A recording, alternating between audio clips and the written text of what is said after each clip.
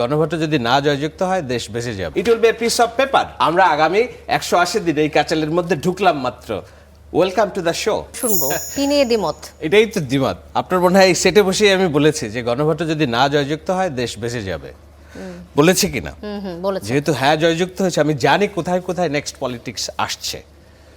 BNP বলছে যে নির্বাচিত সংসদ সদস্যের আনুপাতিক ভিত্তিতে উচ্চকক্ষ গঠিত হবে, আর তারা দাবি করছে যে মোট প্রদত্ত ভোটের আনুপাতিক হাতে উচ্চকক্ষ গঠিত হবে। নোট অফ ডিসেন্ট দিয়েছিল হ্যাঁ, বিএনপি নিয়ে। তো বিএনপি যেটা ওইখানে মানতে পারতো সেটা তো তারা মানে নাই।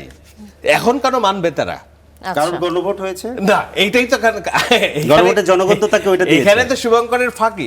তারা বলেছে যে আমি যেই অংশটুকু সাইন করেছি সেটা তো জুলাই সনদে, সেইটাই কেবল আমি মানবো, এর বাইরে কোনো কিছু মানবো না। এখন যদি নোট অফ ডিসেন্ট এর জিনিসগুলোকে না মানে, শান্তা আমি আপনাকে শেষ করি, আপনাকে তো পাস করতে হবে গণভোটে। এখন যদি 212 জন এমপি বলে যে আমি এইটা মানবো না, এই গণভোট এই রেজাল্ট আমি মানবো না, আপনি পাস করাইতে পারবেন এই সংস্কার জুলাই সনদ সংসদে? এটা আইন হবে না পিস অফ পেপার হিসেবে পড়ে থাকবে? এটা তো কনস্টিটিউশনাল ইস্যু, এটা আইনের ফ্যাক্টর না। আপনি যদি 212 জন এমপি যদি বলে যে আমি এটা পাস করলাম না, it will be a piece of paper, no value.